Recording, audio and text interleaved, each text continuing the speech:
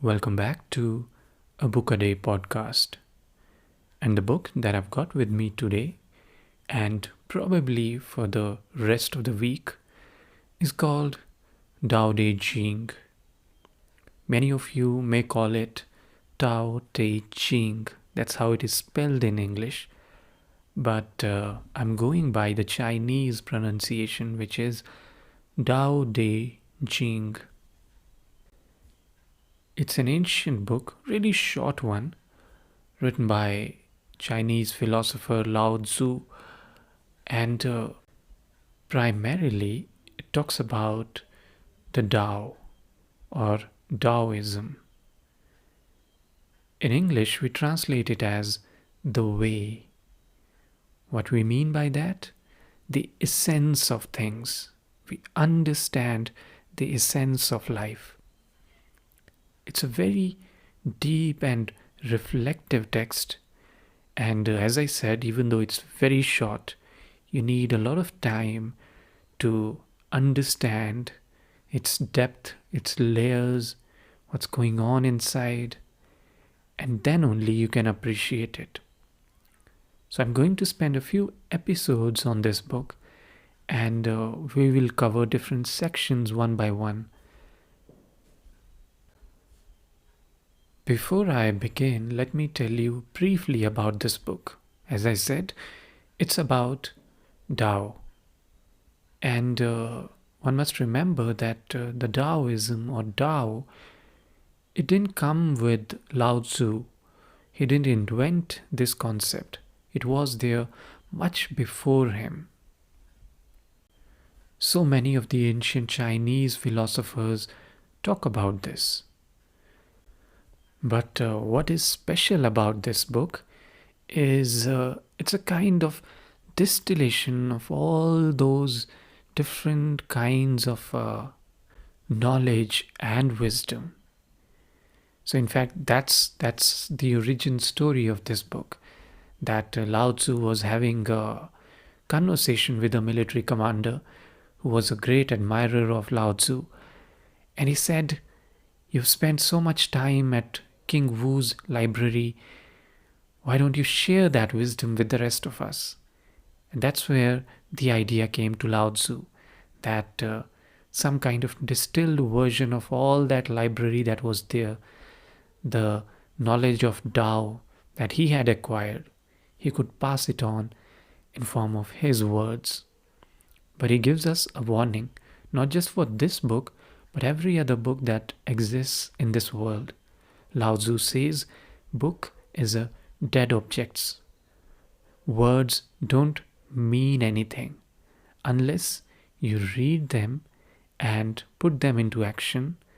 That's when they come alive. And that should be our approach while reading most of texts, especially this one.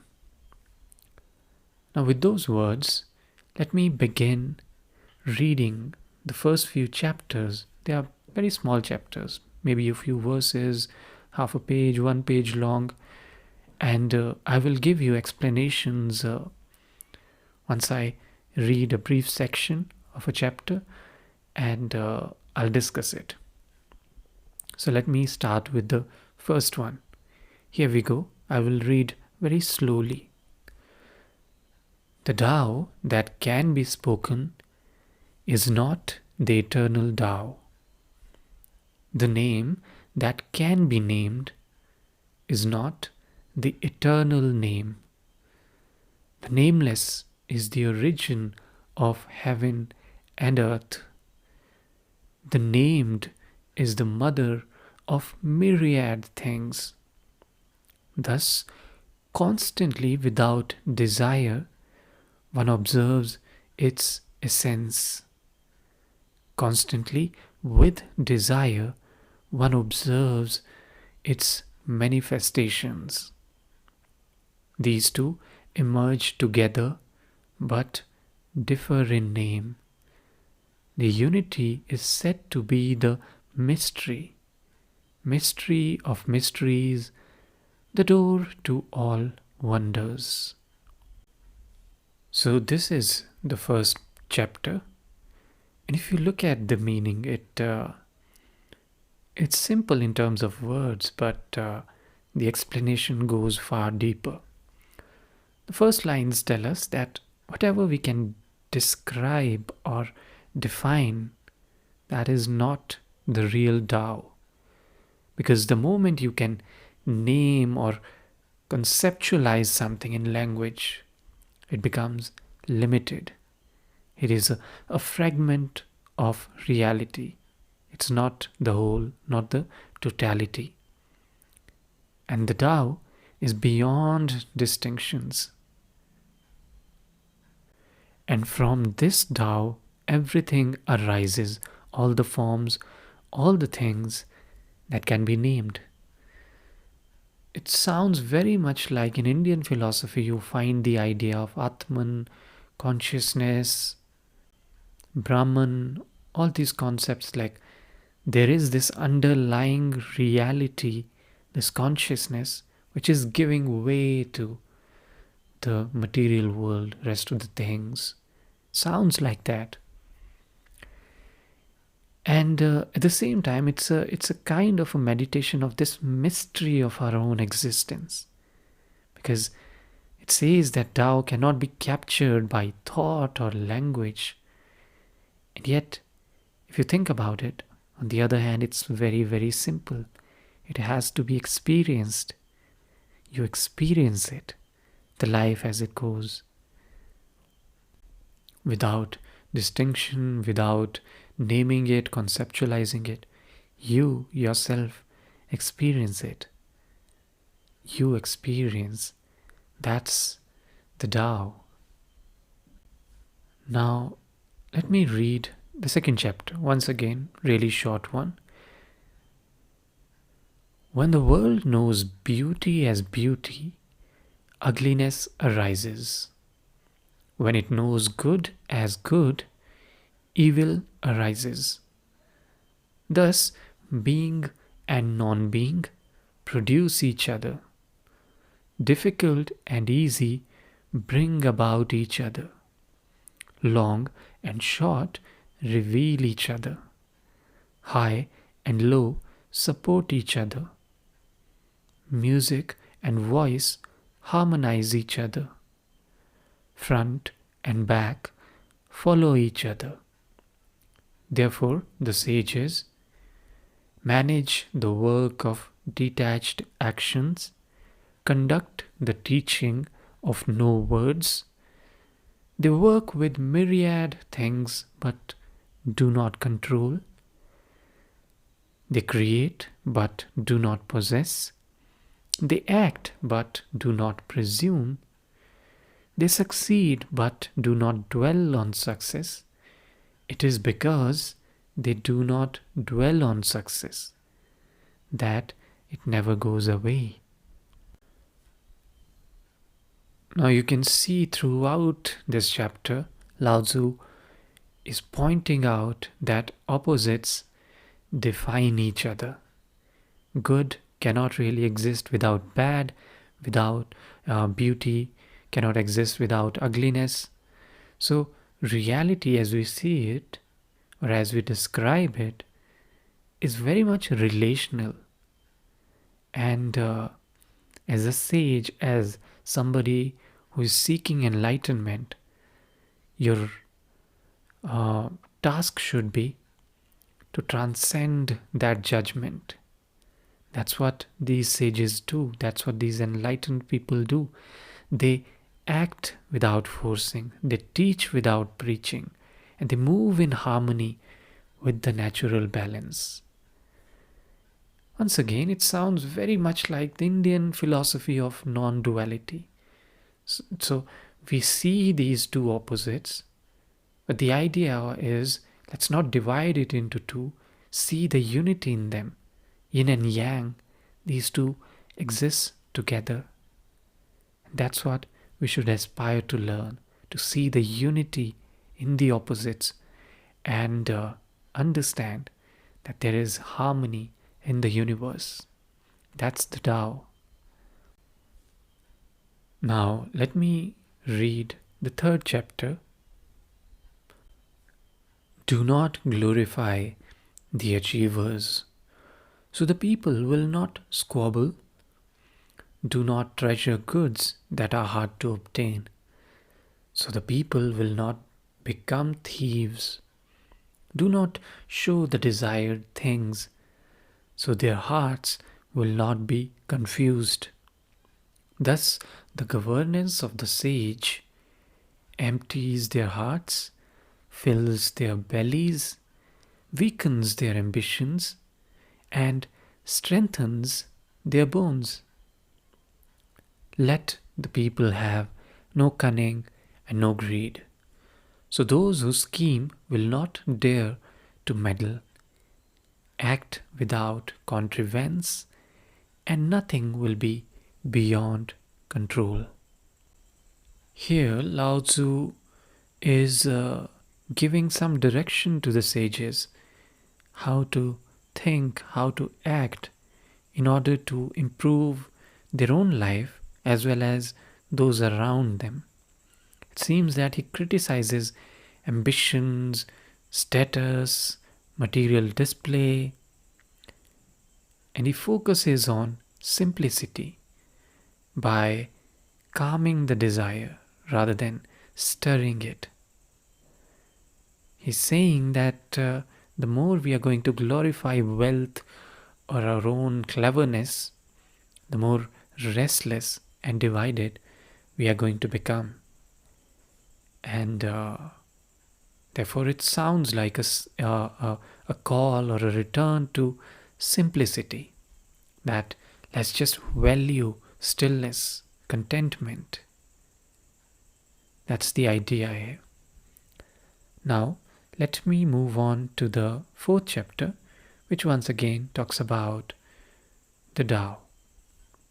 It goes, the Tao is empty. When utilized, it is not filled up. So deep, it seems to be the source of all things. It blunts the sharpness, unravels the knots, dims the glare, mixes the dusts. So indistinct it seems to exist. I do not know whose offering it is. Its image is the predecessor of the emperor. And once again he goes into the heart of this mystery, the Tao. The Tao, he says, is kind of having this infinite nature. It is inexhaustible. It is the source from which everything is arising, and yet it is never running out.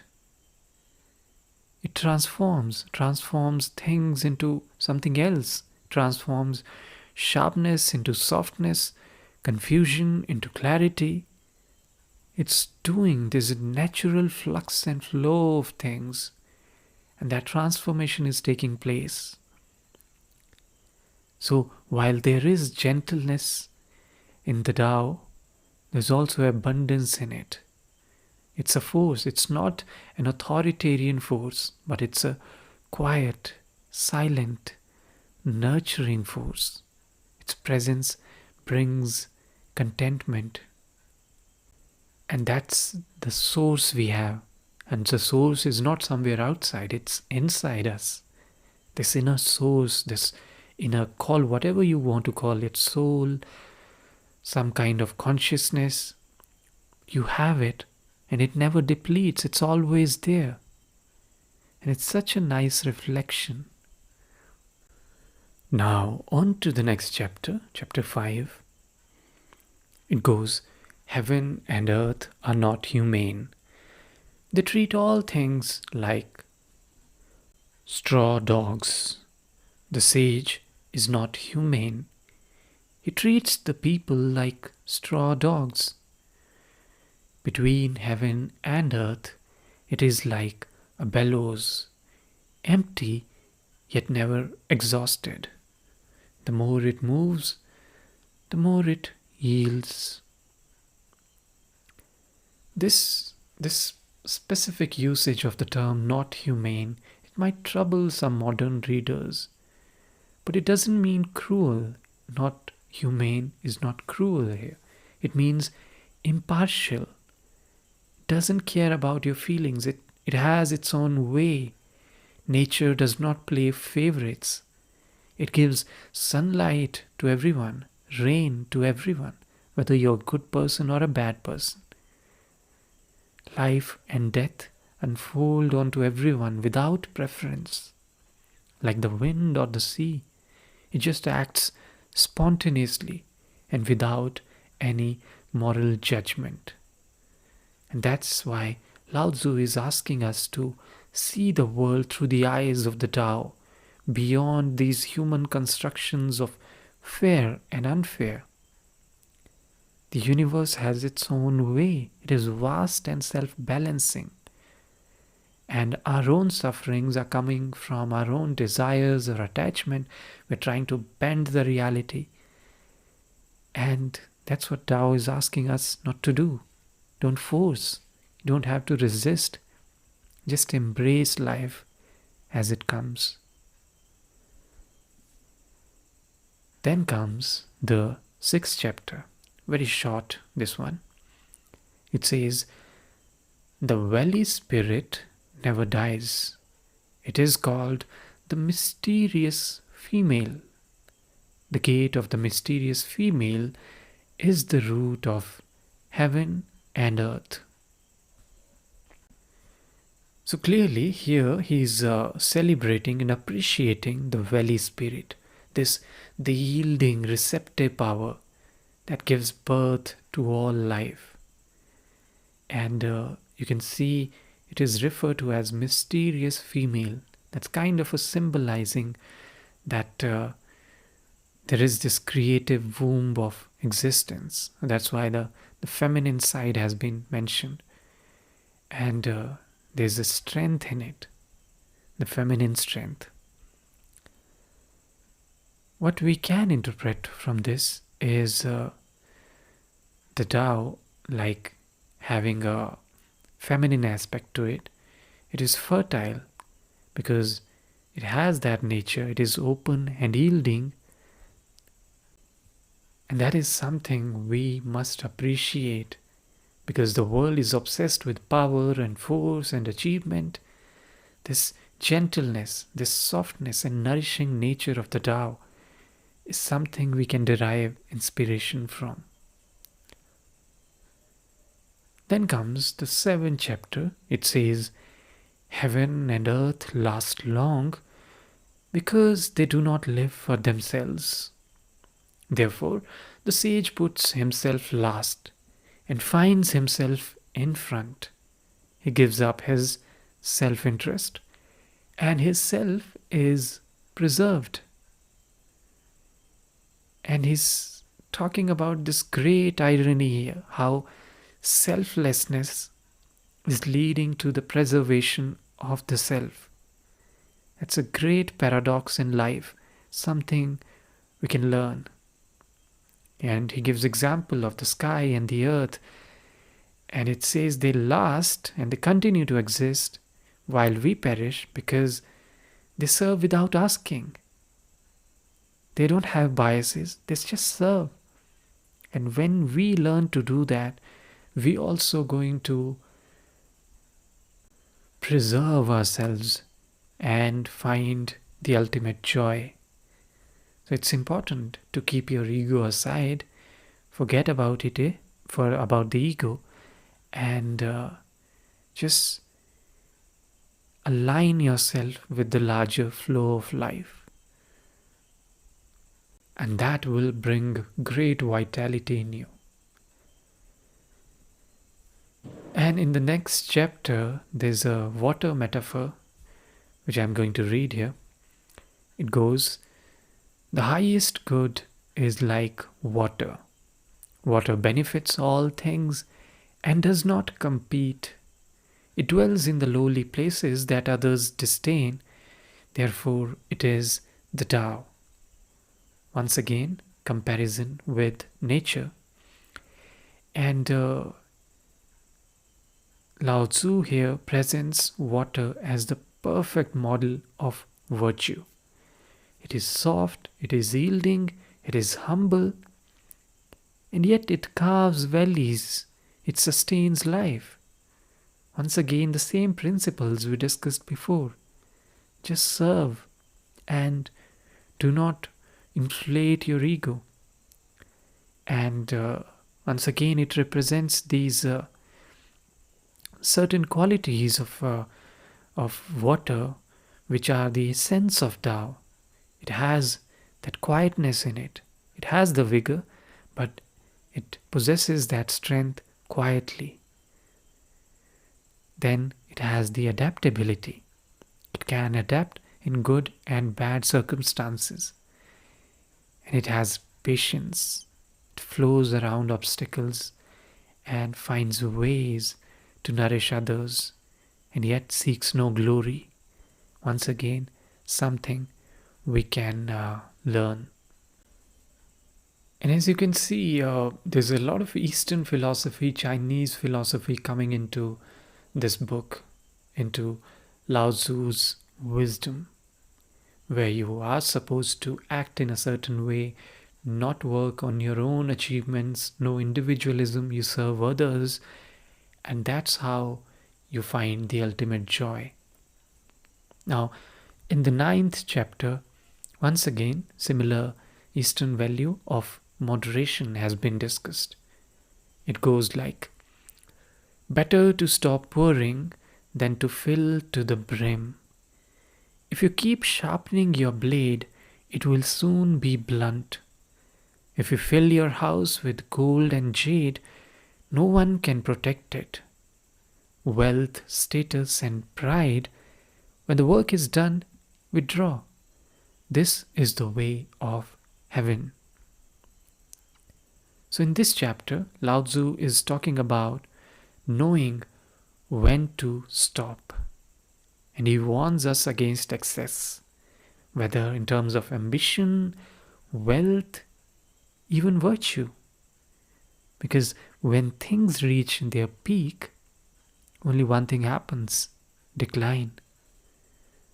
And if you want to flow and continue to grow, you need to accept that moderation and practice it. And once again, he's not kind of moralizing here, he's describing this flow of life, a law of balance in this universe.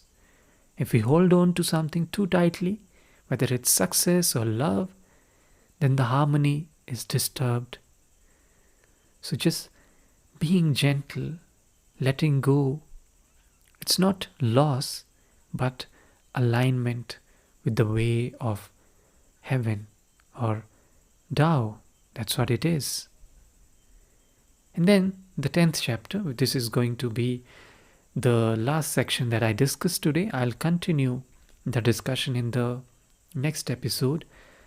So let me read the 10th chapter for you. Can you keep your soul in its body and hold to the one without separation? Can you concentrate on your breath and make it soft as a newborn's? Can you cleanse your inner vision until you see nothing but the light? Can you love the people and govern without interfering? Can you deal with life's affairs without taking control? Can you open and close the gates of heaven like a woman giving birth? Can you understand all things without possessing them? So, a number of questions here. Not commands, but questions. This is where it feels like Lao Tzu is directly speaking to you. And he's talking about living with the harmony. Because we know the answer to all these questions. We know we cannot challenge the way of the universe. What we need to do is to live in this world without losing our inner stillness, without having to resist, rather just flow along with the universe.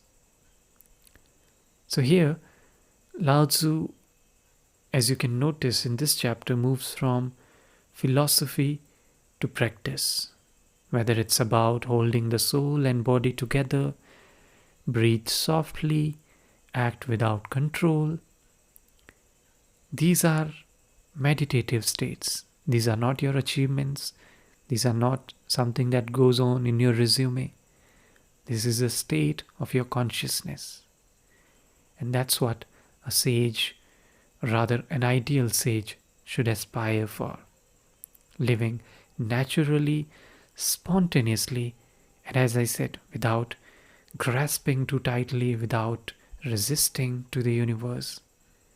Just being gentle, being soft, and yet staying still as well as strong. So this is the discussion on the first 10 chapters on Daodejing. And I'm sure you learned plenty of things here, as I did. There's so much to reflect when it comes to any reflections or any conversations on the Tao. It's a very deep concept, and it requires time as well as space to understand what Tao we are talking about. What is this inner force that we are talking about? And you can only look inward to understand it. Some people also try to understand it by looking outwardly, but I think that can be a bit tricky because the universe is flowing. You can look at it from a distance, but then that understanding is always going to be in some way superficial, because what appears to you from the outside world is more materialistic things. To experience the inner flow, to experience the force that truly is the Tao, you have to look inside. Just close your eyes and breathe and feel that force within you. That is the Tao. That is the essence of not just you, not just your existence, but the entire universe. With that, I'll take your leave, and I will continue the discussion in the next episode as well. Thank you very much for listening. Thank you.